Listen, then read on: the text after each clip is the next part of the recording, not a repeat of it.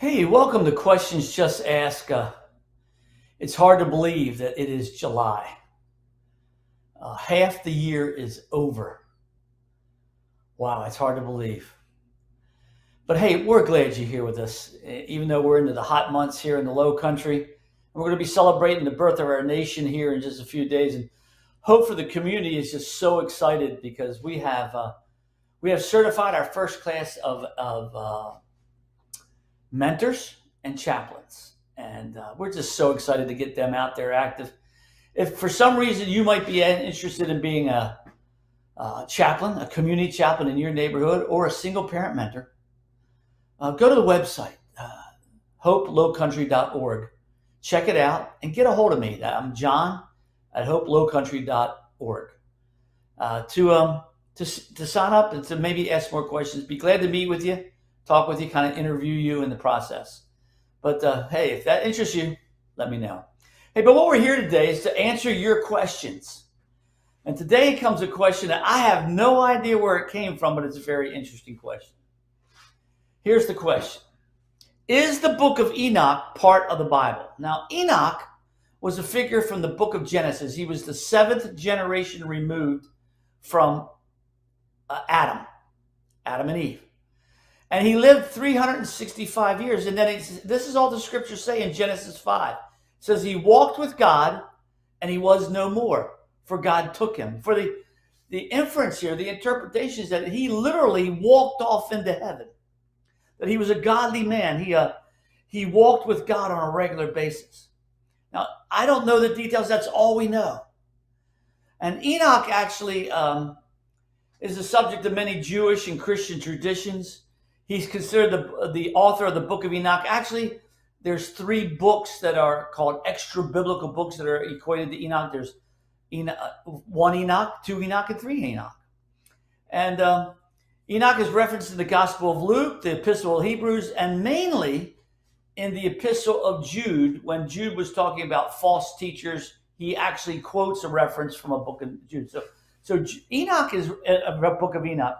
So Enoch is recognized as a somehow connected to writings to the book. Now, got to remember, if Enoch was written, it would have been written before Genesis was written, because Enoch was long before Moses burst into the scene.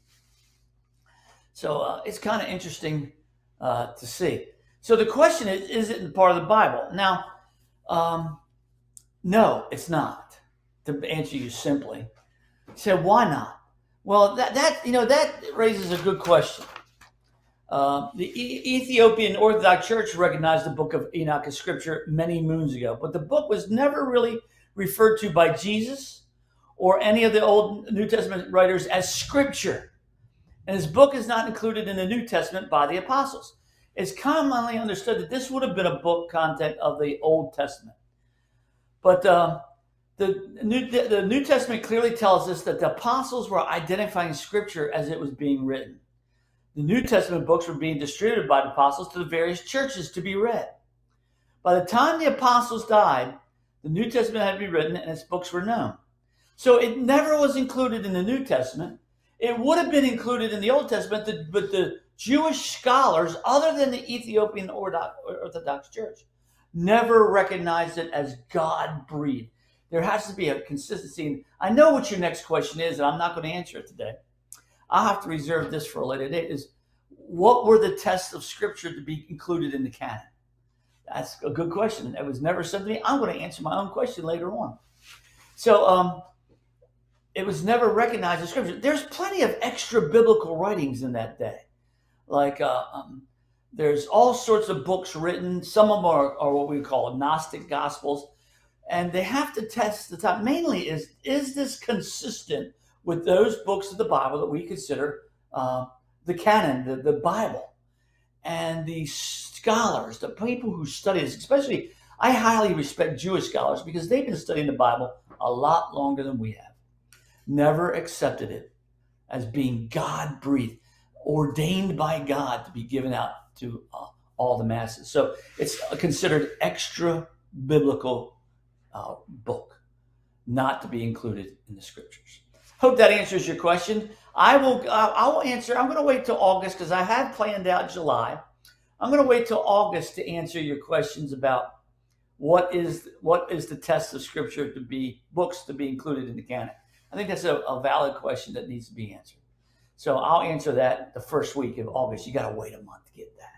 So hey, thanks for joining us today. Join us next week as we look at the next question, which is a really interesting question. It's a little bit long question. How do we know the voice of God that spoke of two people in the Old Testament was the voice of God? Could it have been Satan? Great question. Great question. So we'll answer that next week. Thanks for joining us. See you next week.